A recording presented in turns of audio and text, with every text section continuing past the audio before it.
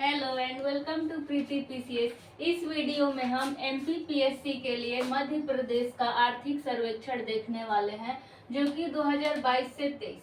आप बजट देखेंगे तो हमेशा 2023 से 24 या 24 से 25 यानी एक साल आगे के लिए रखा जाता है कि हम इस बार कितना खर्च करेंगे, तो बजट बनाया जाता है।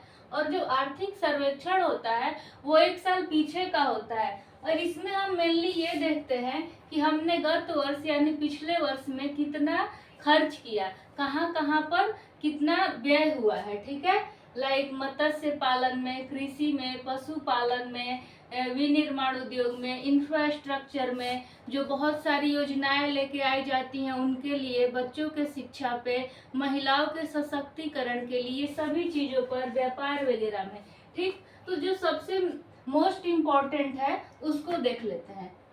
2022 से 23 के अग्रिम अनुमानों के अनुसार राज्य का जीएसडीपी वर्ष 2021 से 22 की तुलना में प्रचलित भावों पर, यानी जो मूल्य अभी चल रहा है, स्थिर नहीं है, जो चल रहा है उस वैल्यू पर 16.43% वृद्धि हो गया है, और जो स्थिर मान है, स्थिर मूल्य, उस पे 7.06 की वृद्धि हुई है। यानी जो जीएसडीपी है उसमें वृद्धि हुई है। जैसे अगर हम देश का आर्थिक सर्वेक्षण देखते हैं या देश के बारे में पहला टॉपिक इकोनॉमिक्स का स्टार्ट करते हैं, तो सबसे पहले ये देखते हैं कि भारत की जीडीपी कितनी है।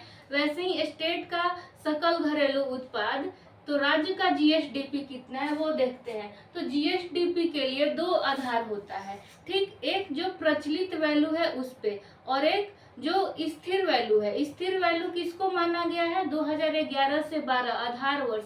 और आधार वर्ष किसको माना जाता है? जिस वर्ष में बहुत सारा मुद्रास्फीति ना हुआ हो, बहुत सारा घाटा ना हुआ है, मतलब सब कुछ बैलेंस में है, बहुत ज्यादा उथल पुथल ना हुई हो, उस वर्ष को आधार वर्ष माना जाता है। ठीक, तो भारत के परिप्रेक्ष्य में भी जो हमारा आधार वर्ष है वो 2011-12 है, और स्टेट के लिए भी। ठीक है, तो आधार वर्ष दो, अभी इसको मैं याद करवा देती हूँ। ठीक, प्रचलित वैल्यू पर कितना है? 16.43। ठीक, तो याद रख, 4 का 16 हो जाएगा, और 7.06 में वृद्धि हुई है, तो यहाँ पे 7 है, यहाँ पे 6 है। ठीक, तो ये 6 में 1 बढ़ा दीजिएगा तो 7 हो जाएगा।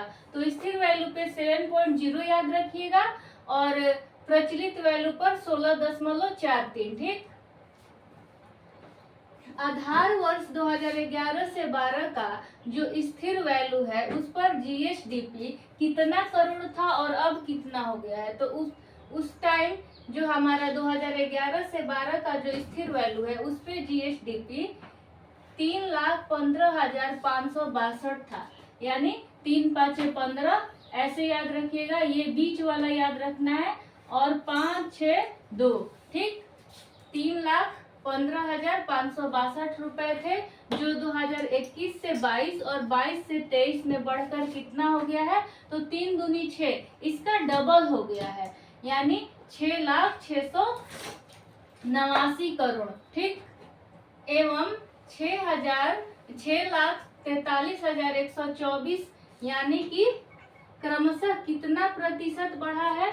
तो 2021 से 22 के लिए बढ़ा है 90.36, और आपका 22 से 23 में बढ़ा है 103.83%। ठीक, एक बार यहाँ पे अच्छे से याद कर लेते हैं। अगर ये क्वेश्चन आ जाएगा कि स्थिर वैल्यू पर 2021 से 22 में कितना बढ़ा है, तो 6,689 करोड़, और 22 से 23 में कितना बढ़ा है, तो 6,43,124 करोड़। ठीक, 21 से 22 में 6,689, और 22-23 में 6 लाख, यहाँ पे डबल जीरो था, डबल जीरो के जगह पे क्या आ गया?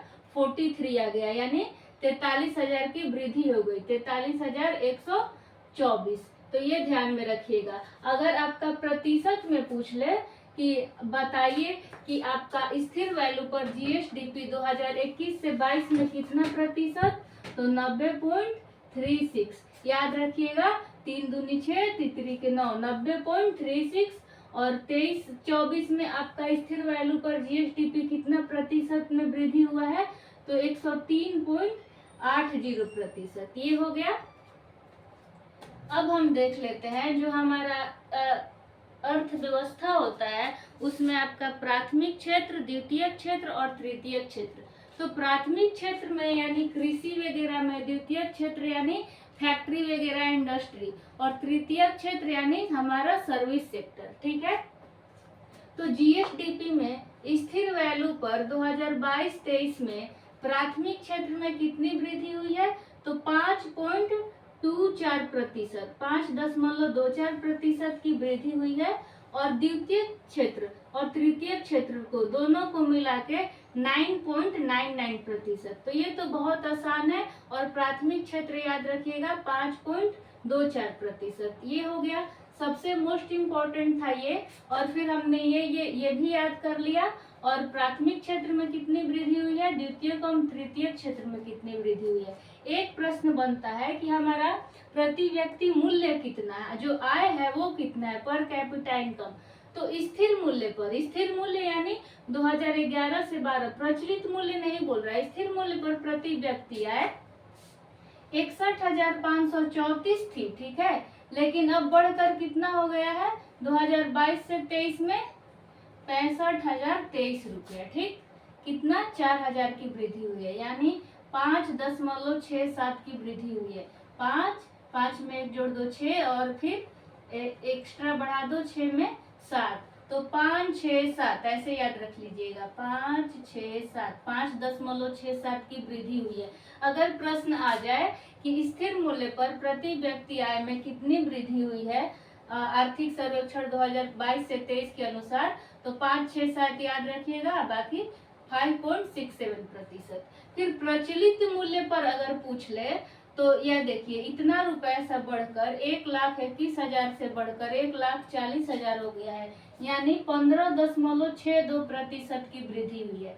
यहाँ पे स्थिर मूल्य पर 5, 6, 7 यानी 5.67, और आपका प्रचलित मूल्य पर 15.62। प्रति व्यक्ति शुद्ध आय, जो शुद्ध आय है वो 38,497 से 65,023 रुपया हो गया है, यानी कि 68.90% की वृद्धि हुई है। ठीक। तो ये जो था वो मेनली था। बाकी इकोनॉमिक सर्वे में और क्या क्या चीजें हैं, योजना जो मेनली दिया रहता है उसमें वहां से क्वेश्चंस बनते हैं।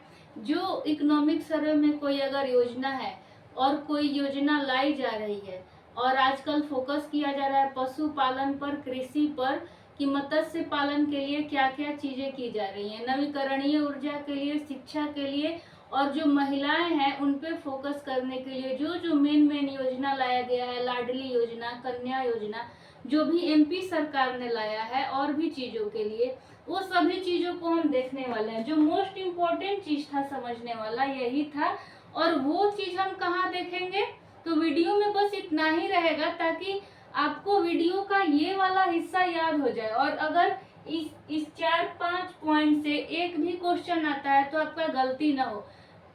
और बाकी जो चीज है, कम से कम 30 क्वेश्चन मैं पोल में डालूंगी, जो मेरा टेलीग्राम चैनल है वहां पर। और पोल में हम सभी योजनाओं को और ये जो क्वेश्चंस है उनको भी प्रैक्टिस कर लेंगे। योजना से रिलेटेड जितने तरह के इकोनॉमिक सर्वे जो है ऑफिशियल डाटा का, वो 318 पेज का है। इस पेज में से जो भी मोस्ट इम्पोर्टेंट चीज है उसका मैंने स्क्रीनशॉट ले लिया है, क्योंकि आपका एग्जाम 23 को है और आप लास्ट टाइम में पूरा 318 पेज नहीं देख पाएंगे। तो मैं पीडीएफ भी भेज दूंगी और वो इम्पोर्टेंट स्क्रीनशॉट भी भेज दूंगी, और 30 से 40 एमसीक्यू क्वेश्चंस भी पोल में बना दूंगी। तो आप प्रैक्टिस कर लेंगे, तो आपका इतना कर लेने से अगर 4 या 5 क्वेश्चंस बनता है तो आपका गलत नहीं होगा। और एक चीज पूछता है कि पहले बिजली की खपत कितनी थी और अब कितनी है। फिर शहरीकरण भी पूछता है, यानी ग्रामीण जनसंख्या और नगरीय जनसंख्या, यानी नगरों में नगरीकरण में कितने प्रतिशत की वृद्धि हुई है, इस तरह का भी क्वेश्चन पूछता है। तो हम अपने टेलीग्राम चैनल पे पोल के द्वारा ये सभी क्वेश्चंस को प्रैक्टिस कर लेंगे। ठीक है। तो thank you so much guys for watching this video.